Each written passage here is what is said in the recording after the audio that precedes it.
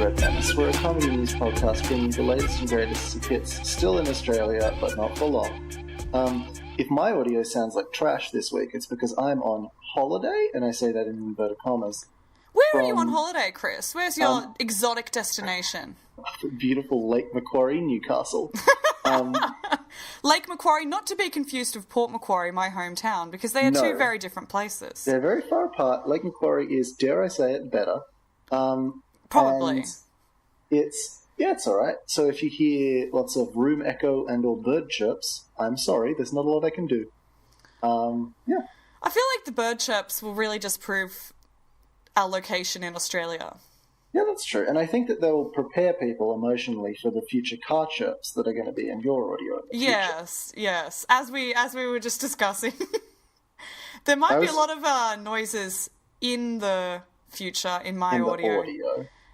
Which will be it'll be interesting. Yeah, it really just depends on what accommodation I get and where.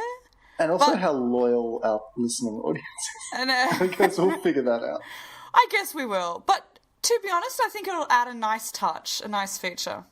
On a related note to the loyalty of our audience, for my birthday, my sister has made me, she is an artiste, she's made me the Red Menace podcast t-shirt, where there's a picture of me as a cartoon and a picture of you, who she's never met, as a cartoon, but I think she nailed your likeness, actually. She got a very good depiction of my hairstyle. She just drew red bangs, and that's functionally... Well, that's basically my hairstyle. Yeah. The rest of it could just fall into place around the red bangs.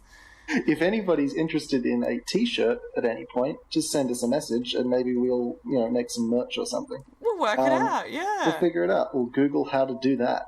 We'll Google how to merch. How to merch, please. Actually, what I'll do, instead of Googling it, I'll just DM Logan Paul and be like, excuse me, how to merch. And we get in on your supplier, Logan. Yeah. So you can buy our merch at loganpaul.com. Exclusive rights to loganpaul.com. Exclusively owned by loganpaul.com. Actually, this whole podcast is going to be bought by Logan Paul because he's got the funds to do so. Yeah, so our theme music is going to be replaced by the It's Everyday Bro song. And we will be dabbing, even though you can't see that, but we'll be contractually obliged to dab. I just dabbed 2 times, really cool. Yeah. And I can't think of another Logan Paul joke outside of there's a corpse next to me and I'm going to poke it and make fun jokes about it all the time. Yeah, well, exactly. That's part of the fun. Do you have a story to start us off, Alison? Ooh. Well, I've got a little one because, as you know, I was at the greatest Australian attraction yesterday, the Sydney Royal Easter Show, the greatest show of the year. And there were a few fun things there. One of the best things about the Easter show is seeing all the farm animals. Mm-hmm. And this story is about the Easter show, but I'm just going to run by a little anecdote which I heard as my sister and I were walking through the cattle area, which is a big hall filled with cows, which is you pay $40 to go to a room with cows in it. The cow room, yeah. Exactly. Nice. And we're just walking around and, they were pretty impressive cows, but there was a grown teenage woman, she must have been like 18 or 19, walking behind us, who's like, wow, I've never seen a cow before. Like, how do you reach adulthood without ever having seen a cow? Not a human cow, sorry, a living cow. A living actual cow. A live actual cow. I feel like it's a pretty standard thing to see. No, she's never left the Sydney CBD, so she'd never actually gone to the Easter show because it was too far away from the city. Yeah, sure. Well, it's too far from the North Shore, you've got to go, in the west slightly. It's a little bit... puts you a little bit on edge. I've seen many cows and assorted farm animals in my day. I've seen many a cow in my day, so... I've seen many sheeps. Sure. I haven't seen a lot of pigs. Yeah, pigs are a bit of an enigma, I think. I've seen, I think, every single kangaroo. I've seen all of them. Yeah, I've seen every single kangaroo in my family's backyard, I feel. Apparently my family's backyard is currently occupied by some sheep that is not theirs. Well, that's good. That's a nice thing to have. Yeah, it's just like a friendly little sheep that just kind of arrived. Now, one of the best things is after you go visit the cows and the pigs in the cow and pig sheds, you can then go indulge in some pork knuckles and beef burgers right outside the door, just in case you had any questions. Some future cows. Some ex-cows will be found right outside the door, just in case you had, like, any question about, you know, where those foods have come from. Cool. And the other... What else is there at the Easter show? There's a lot of people walking around. That's my main issue with the Easter show, is the people. There's some various cow poo and sheep poo and lots of animal poo, which is a fun experience to have in the city. I think it really... I like getting that little bit of countryside in Olympic Park, where... which is a concrete nightmare. That mixture of cow shit, car exhaust smell. It just really brings me back to my childhood. Now, the other thing that was really fun, and we did tell you about this, was there was an Easter show parade, and I believe that Nickelodeon was sponsoring the Easter show parade, but I think overall the Easter show for their theming this year was going for a Greatest Showman theme. So there was a SpongeBob cross Ninja Turtles cross Dora the Explorer cross The Greatest Showman Easter show parade. What an extremely odd crossover to do. I'm not...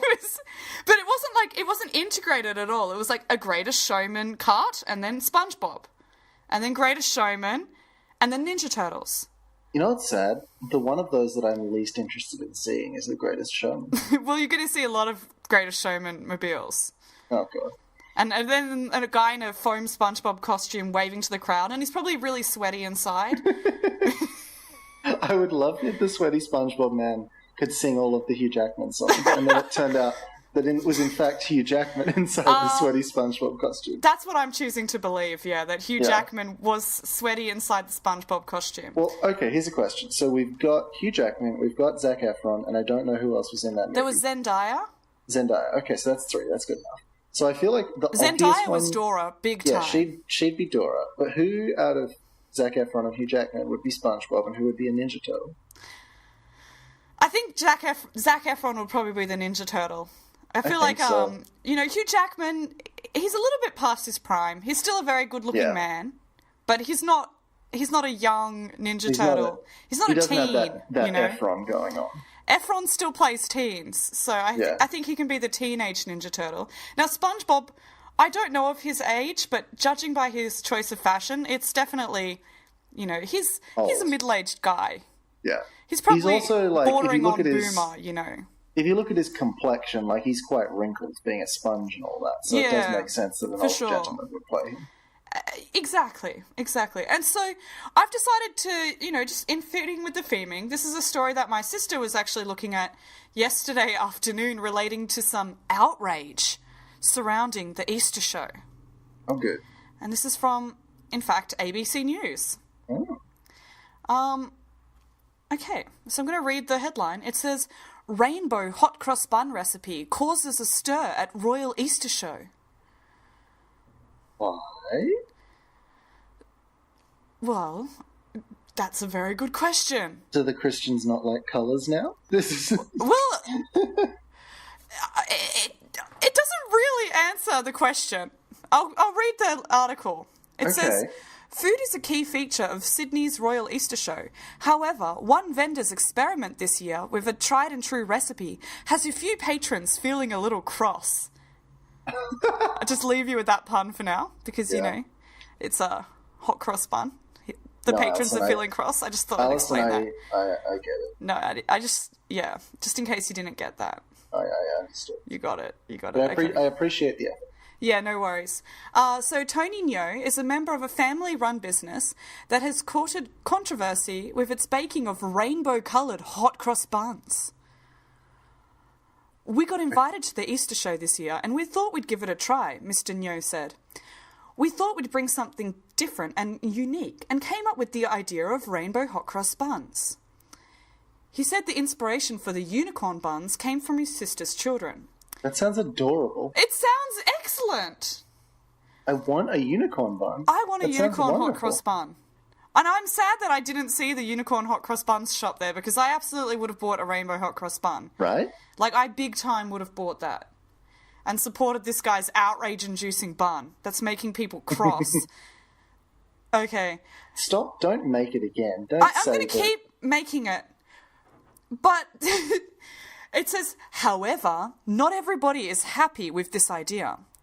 Mr. Nyo said he had been admonished by people angry that he had messed with the buns' traditional makeup. I've had a lot of people come by and give us a piece of their mind, he said. What They the think fuck? it's a wrong twist on a good tradition. They said, don't mess with something that's not broken. Why are these people taking out their outrage about someone changing the recipe of a hot cross bun on, like, a private small bakery when I'm pretty sure Woolworths and Coles have been releasing, like, millions of different spin-offs of They hot put, like, cross Smarties in them and shit. Yeah. There's probably, like, every flavour of hot cross bun available at Woolworths and Coles. But they're choosing to be angry about this guy's family bakery at the Easter show because they made hot cross buns rainbow. Sometimes I think we need to do a Logan's Run situation and kill everyone over the age of 30. I really think it would help. Except for this guy's mum, who owns the bakery. Except for this guy's mum, who's a delight. She's a delight. And any older person who's listening to this you'll be spared. You'll be spared, assuming you are into the idea of rainbow hot cross buns. If you're not, I'm sorry, you're going into the grinder. But at this, you can see the picture of the bakery stall, and right above the rainbow hot cross buns, there are some very chocolate-looking hot cross buns. That's acceptable, of course. That's very traditional. That's acceptable because it's not rainbow. Because it's the same colour as a raisin. It's just brown. Yeah, exactly. So it has to be a brown food, because we live in this Well, it can't be colourful, country. because colourful means maybe gays. And we can't have our sacred Easter food associated with colourful stuff. We're trying to think about Jesus dying. We don't want to think about the dirty, dirty gays, Alison. It's just baffling how protective people are over this. And it's no real explanation about the outrage beyond that. It's just going into some other food that you can buy at the Easter show. Just implied. The implication is that people are probably, this is my reading of this, people are angry that the recipe is being changed. They're angry specifically about the rainbow ones. Easter is a holiday associated with Christianity. Christianity may or may not have some problems with people of certain sexual orientations that may or may not be associated with rainbows. I feel like there's a lot of gaps you can fill in there. I want a Bible where every page is a different colour of the rainbow. I want to get like one of the big Jesus on the cross statues, and I want to paint him in like psychedelic rainbow colours. Like a tie-dyed Jesus on the cross. Yeah, I want a tie-dyed Jesus. Absolutely. And you could make a really cool, like, hippie church with that. You'd probably be able to set up a good cult with that, with that vibe. Like a tie-dyed hippie I'm cult always church. looking for cult opportunities, so that's very good. Me too. But there's some other food items they talk about in this ABC article, such as lasagna on a stick, popcorn chicken inside a waffle cone, deep-fried Oreos. I can deal with that. And that's the different food options they talk about there. Can I give you a story that's sort of on a similar vein? Sure. Sticking with the Easter theme, so this is from 7 News. Oh, love it. This one, who sent me this one? It was sent to me by Marianne, top contributor. Wonderful. Thank you, Marianne. So the headline is, "Take this down. Outrage over popular bar's satanic Easter ad."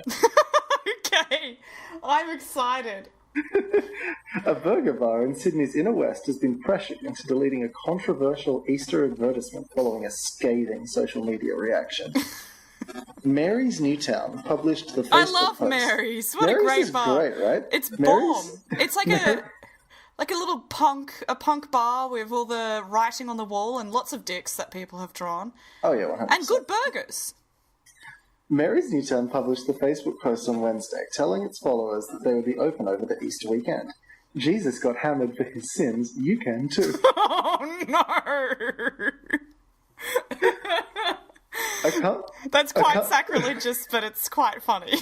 Accompanying the message is an image of Jesus Christ holding a cigarette and a can of beer.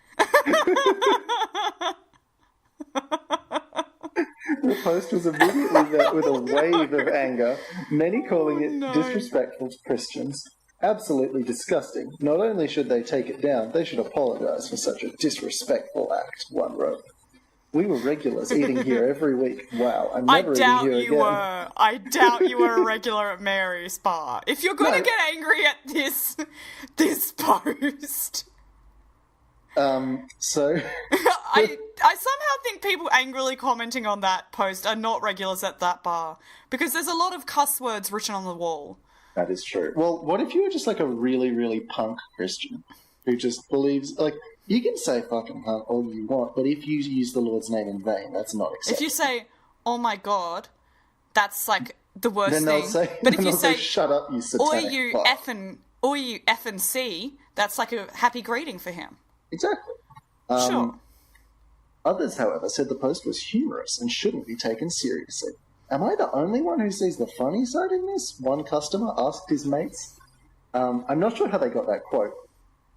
Like, were they just overhearing? Because that's not... They're just eavesdropping. Yeah, because that's not like a Facebook comment. That's just someone talking. It's weird. It's like the reporter is just sitting in a dark corner. Actually, the entire of Mary's bar is a dark corner, so I don't know.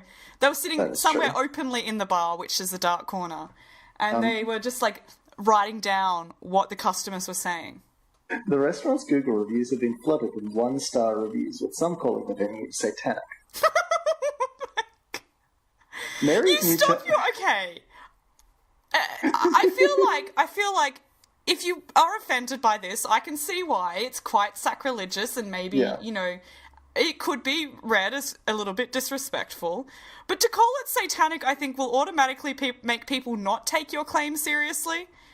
Yeah, totally. You could make a lot of other ways to make people... It's like how when you're an environmentalist, you have to remember not to say the world's ending, even though it is, because that makes people think you're just being ridiculous. Right. So even if you think Mary's bar is satanic, you have to kind of phrase it in a way which will get the most people on board with you, and that's probably saying, in Australia, we are a multiple religious country where we respect people of all religions, and I don't think that this is... I'm like, okay, sure, I can get on board with your argument. A Facebook group called Christian Lives Matter claimed victory after the post was deleted by Mary. They've really... I'd like to strongly object to the title of that Facebook group and say I disapprove. I don't think any of these people in the Facebook group come from countries where Christian people are kind of persecuted for their beliefs. Yeah, if you were like Syrian Christian Lives Matter, I'd be like, look, all right, okay. Or if you were like, making a Chinese Christian support group. Or if like Christian people were being assaulted by the police. But unfortunately that doesn't seem to happen very much. It's like if you were making a Catholic Lives Matter outside of the UK in the time when there was, the Troubles were happening. It's like if you made Catholic Lives Matter in the Vatican. Sure, exactly. There's contexts, but Australia, I don't think Christians are persecuted in this country. I mean, the Prime Minister goes to Hillsong. Yeah. Hillsong makes a lot of money and doesn't pay taxes. Doesn't pay any taxes. The group said it would be organising a rosary, a prayer group, at the door of the restaurant on Good Friday, unless the post was Well, good deleted. luck to them finding the door, because it's pretty hard to find. The first time I went there, I could not find it, and then I called my friend who was inside, and he said, look for the skeleton with a dildo attached to it, and that's above the door for Mary's. And I'm like, I feel like if you can successfully if you can find the door for Mary's, you're not a good Christian, and you're not part of this Facebook If you know where the door for Mary's is, you're probably not the most Christian person. A subsequent post from the group announced it was successful. #Christian Lives Matter, always defending our Lord and freedom of speech, as all lives matter, including Christians as well.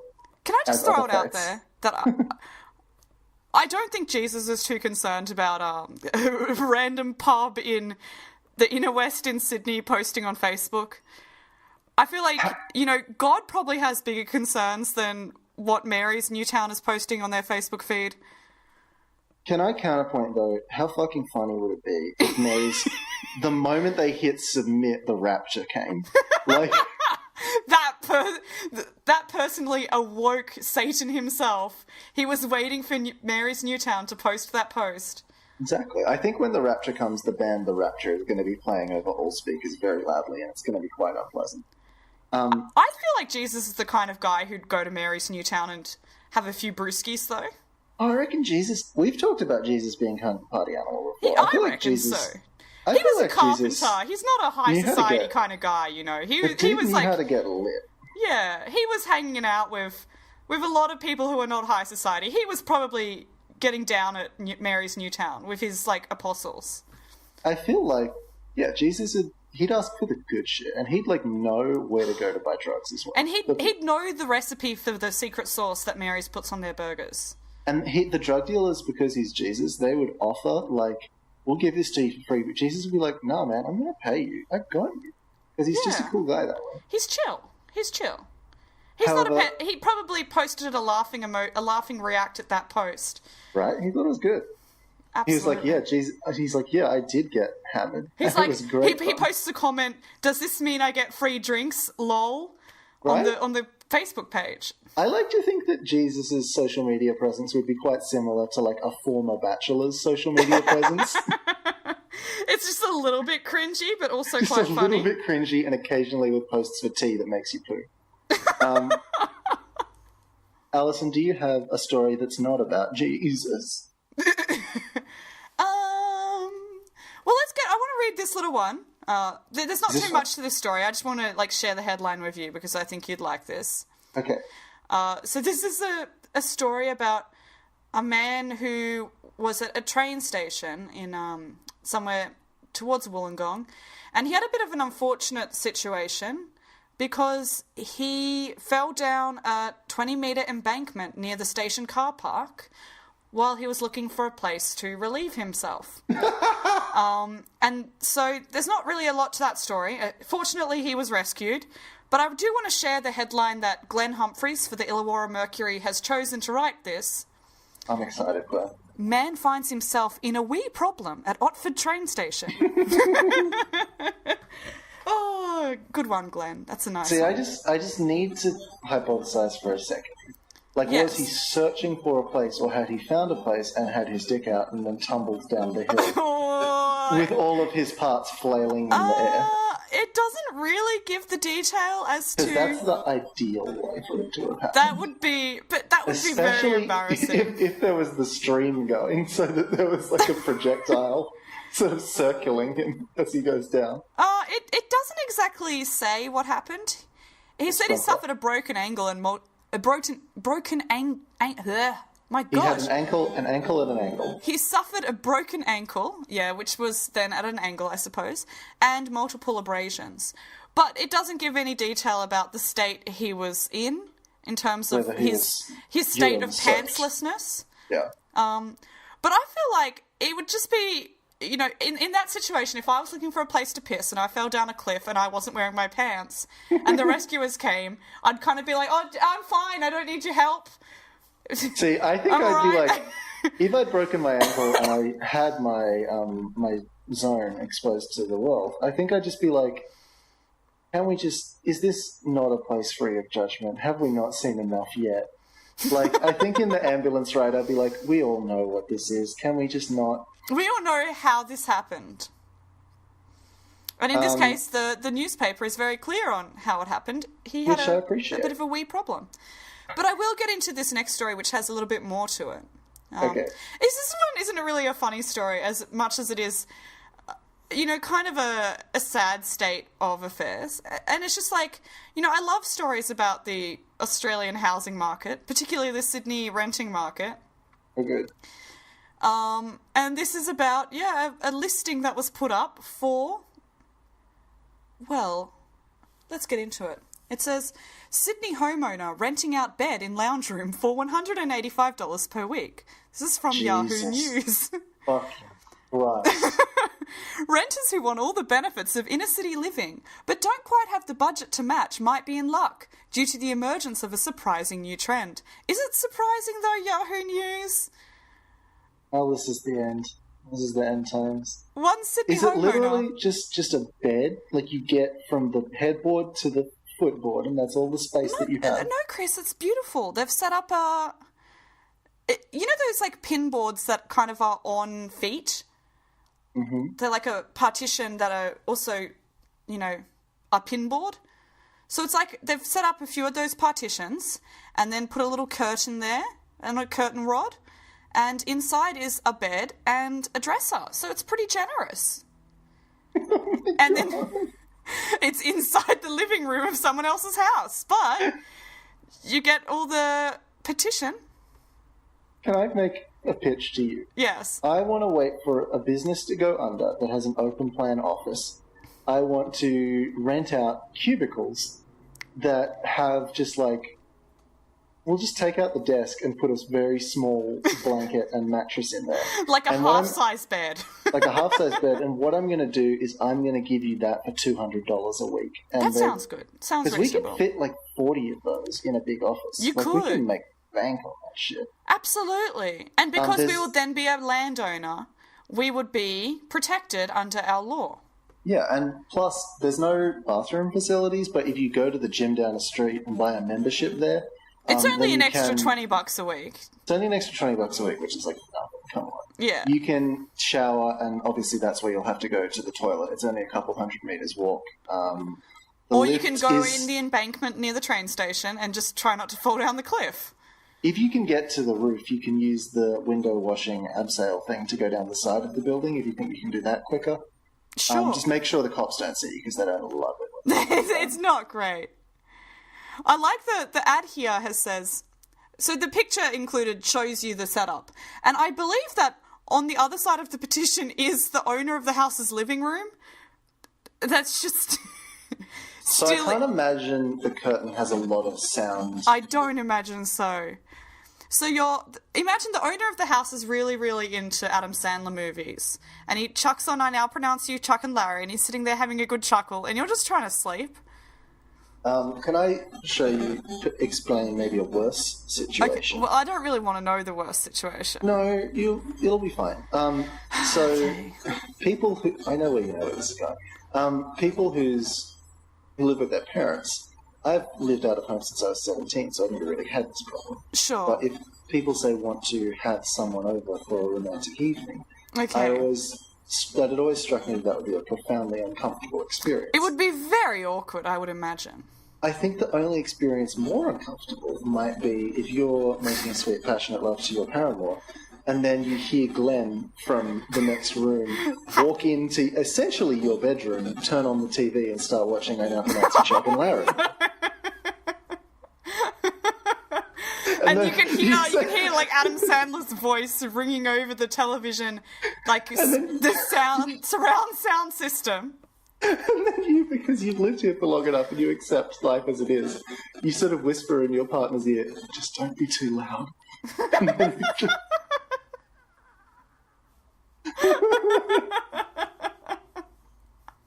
But the owner doesn't really care, you know. He's just enjoying his film. my real worry is that the owner's into it, and I don't like that at all. No, the owner's into exclusively Adam Sandler.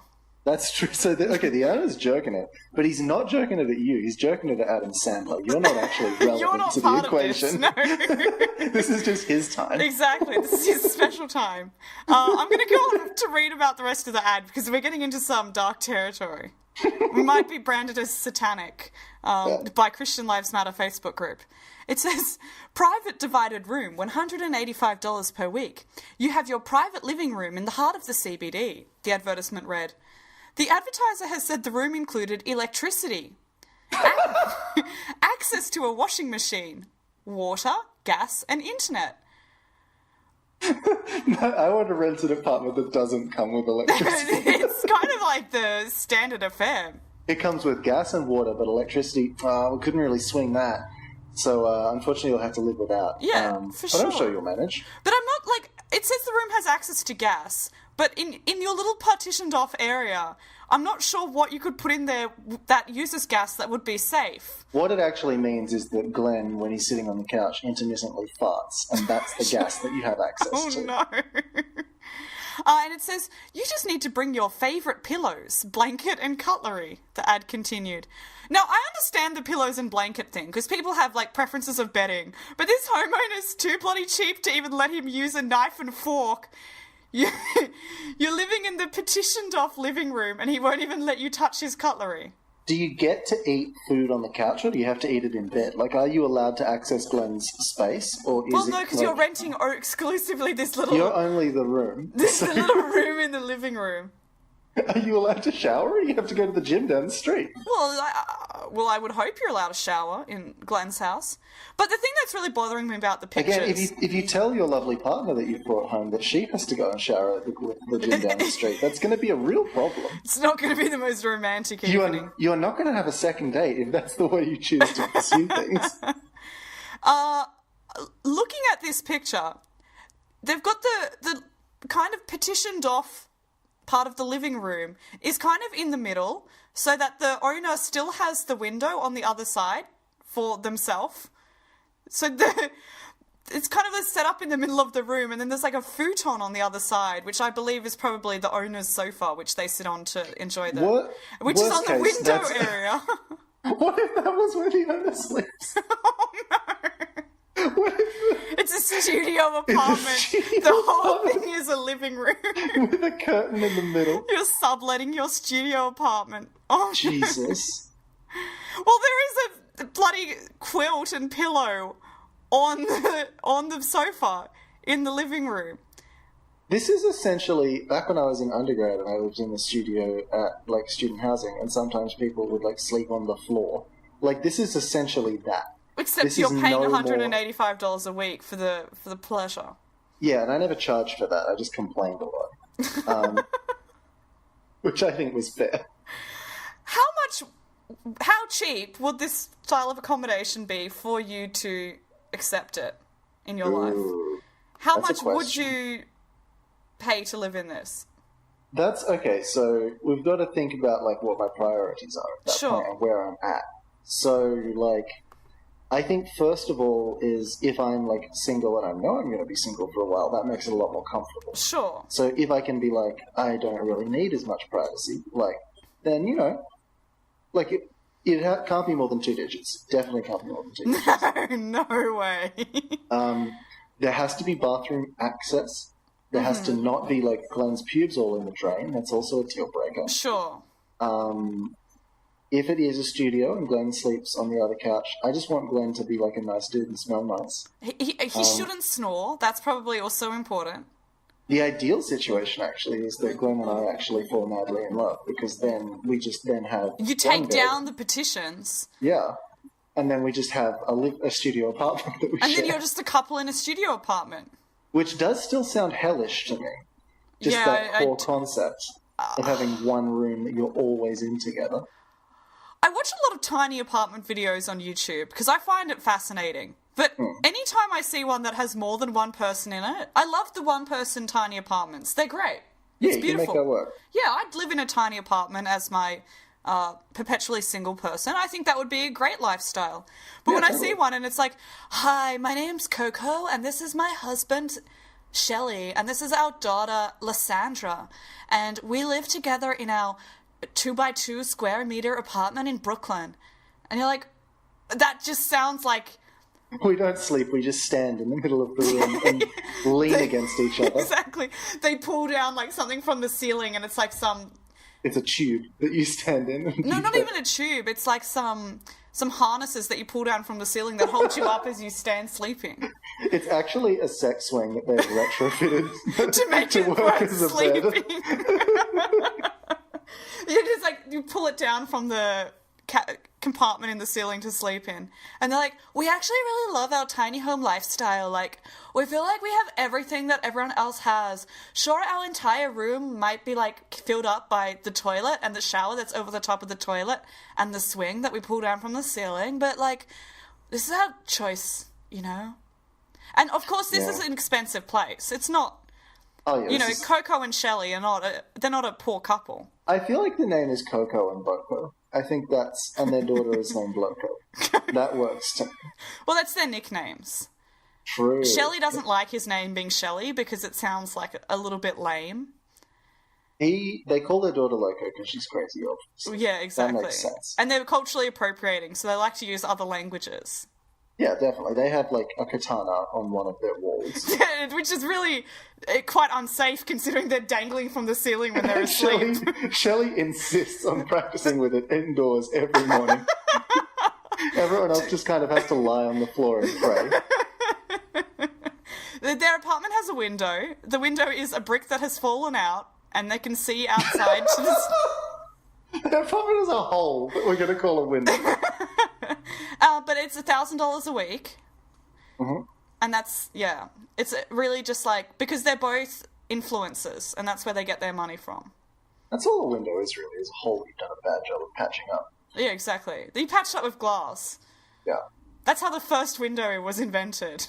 If you tried to patch up, like, a hole in a boat with glass, I've got to tell you, it's not going to end well. But that's how you create a glass-bottom boat. Okay, but I've always never trusted those. I feel like if a shark was upset enough, they could really cause me a problem. Well, probably. Do you have another story, by the way? The little one was sent to me by friend of the show, Stephen Ato, from the Talking with Dinosaurs podcast. Our friend whose hometown, in fact, is home to the Otago Daily Times. So he sent me a story from the Otago Daily Times. Wonderful, thank you. The story doesn't have much to it itself, but the headline, I think, drew his attention, and it's very much drew mine. Okay, well, I'm excited then. The headline is, Fords, Ford, Ford. Sorry? Fords, Ford, Ford. Is it a fjord? No. Fords, Ford, Ford. I'm trying to make sense of this. So there's a person called Ford. So what? I'll just give you a brief summary there's a of what... Ford car. It's a Ford car rally is the story. That's Okay. pretty much it. So it's just about like a rally at Ford cars. There's like not much interesting in the story itself, except this one guy who says, it seems you cannot put a price on passion. I've told people when I die, just dig a big hole and bury the car with me. I'll never sell it. So like cool lifestyle, bro. Yeah, he's definitely got a car as his Tinder picture. Oh, 100%. Big time. I'm not sure if I understand Ford, though. I'm trying to make sense of it. There's a person called Ford who has a Ford car, and that's where I lose it. If it was Ford's Ford Fjord, then it would make sense. Yeah, sure. Maybe that was what they were trying to do, but there was like a typo. Is there a fjord involved? No. There's a hill. It's on a...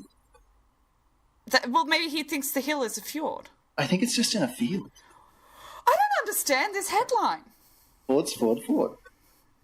Is there another meaning of Ford that we are missing out on? I don't know. Maybe Stephen will tell us. Stephen, please explain. Please explain. The car pictured has a number plate of 44-169. So that's pretty cool. Oh, yeah. And the one behind it is DUGS, so it's just Doug's. And I like that as well. That's I like to think fun. that his name is Doug, but his parents didn't know how to spell it, so they just spelled it D-U-G. And they're like, hi, my name's Doug, and they're like, D-O. He's like, no, it's just D-U. Maybe there's a man in this named Ford who owns it. I haven't found it that is accurate. But yeah, it's a very confusing headline. Yeah, I'm baffled. So I'm going to move on to another... Actually, I'll give you one more headline, but I don't have access to the full story because it's in the NT News, which is a is this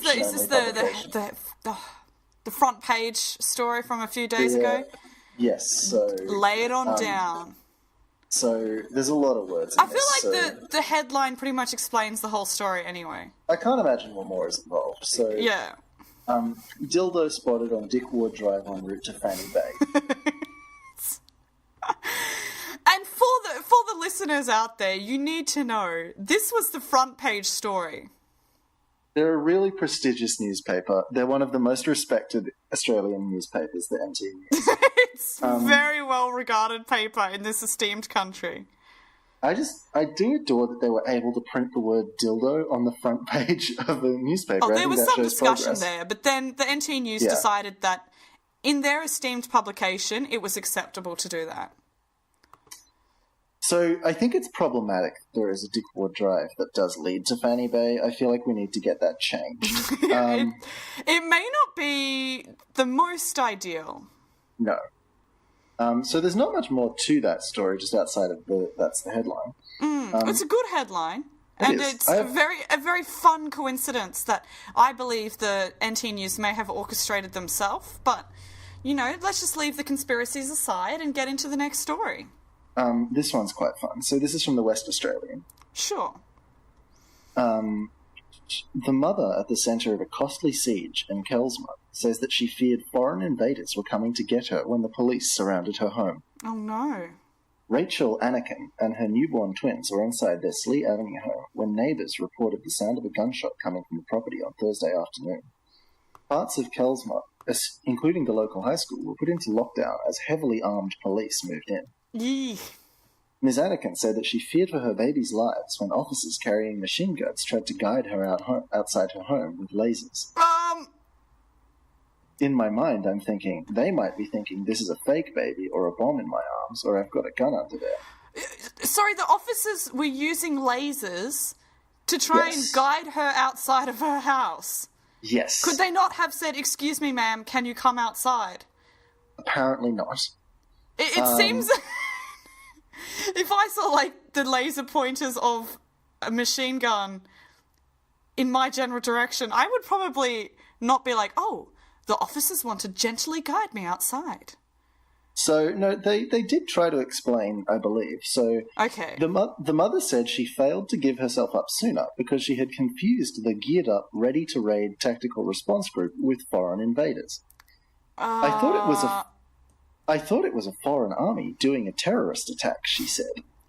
When you've got machine guns pointing at you and green lasers and people saying things over a PA and a great big tactical response vehicle, and you're getting told to walk at a slow pace and follow a laser with a baby in your arms and my other twins inside, what would anyone think? I would be like, shit, someone has swatted me and the police are going to kill me. Yeah, that's the worry. Would probably be my response, not, it's a foreign army doing a terrorist attack on my house. It's this foreign army of white men who have come into my home. My home specifically, as the target for their terrorist attack. What does she have in her house that she thinks is worthwhile? The Mona Lisa?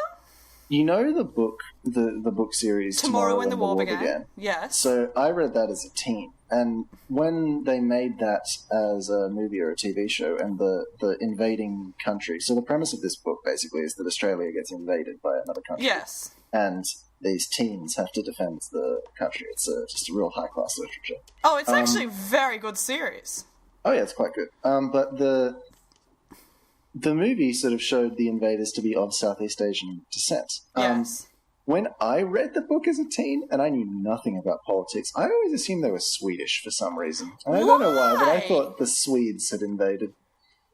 I have no justification for this, it's just what I thought. You just made the assumption the Swedish were invading Australia. Yeah, the Swedes had come to take away all of our riches and resources. See, I don't know if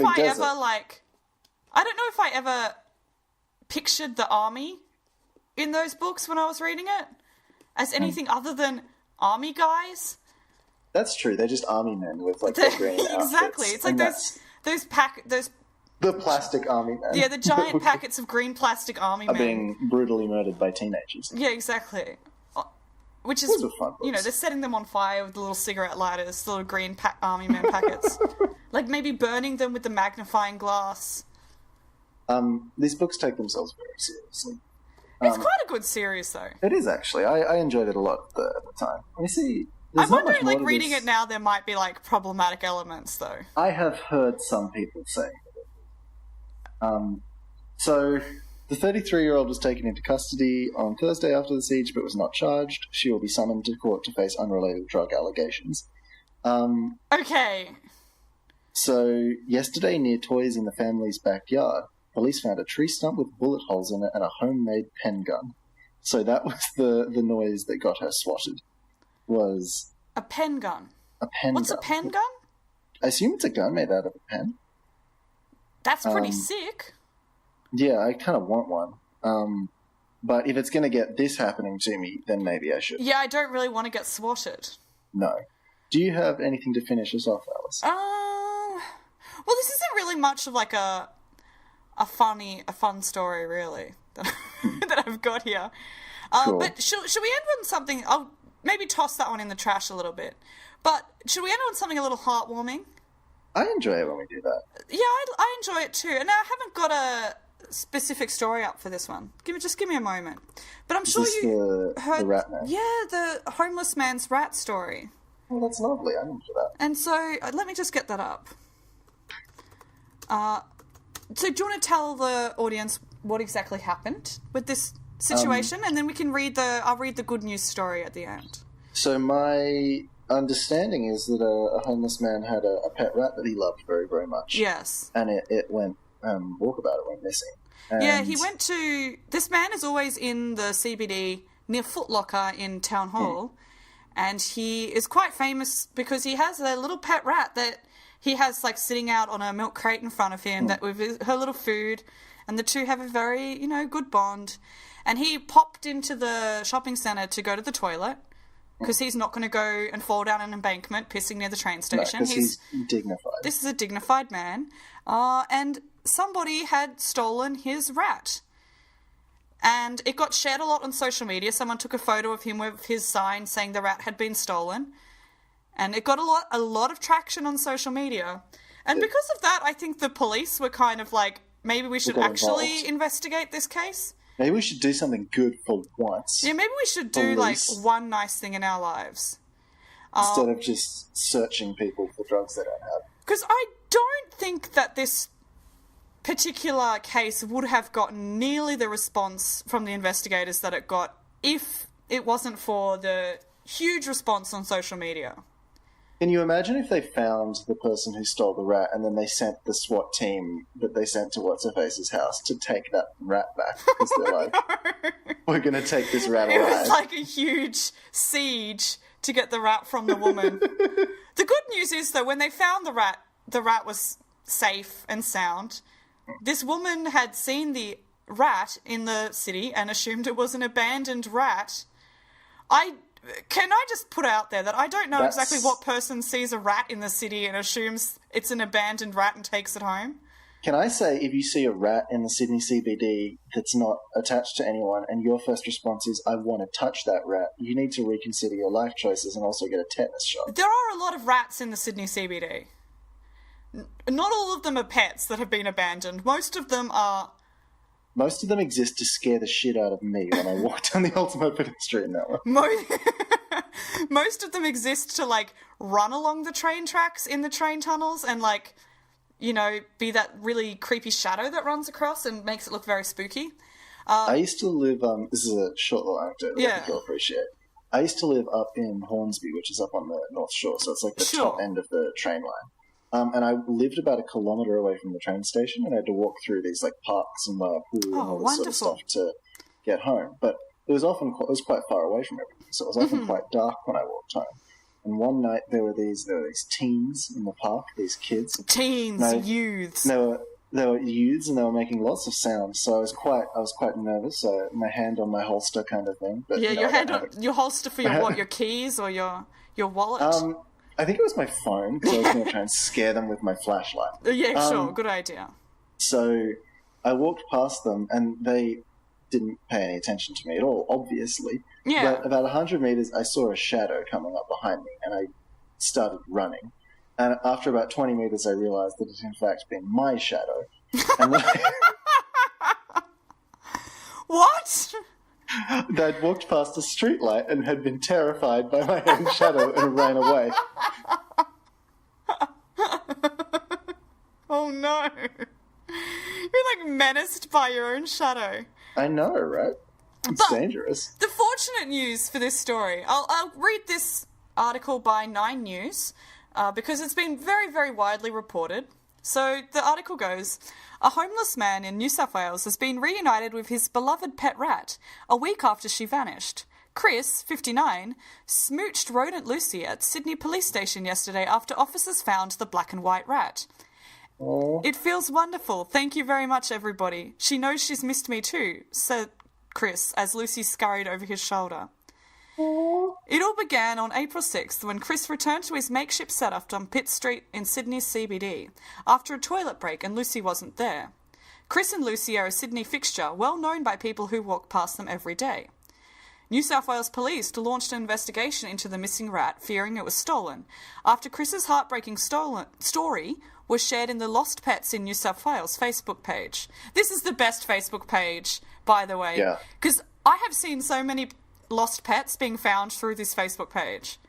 So many pets reunited with their owners. One day I was having a particularly bad night and I just ended up on this Facebook page and I was crying because there were so many happy stories of people being reunited with their pets on the Lost Pets in New South Wales Facebook page.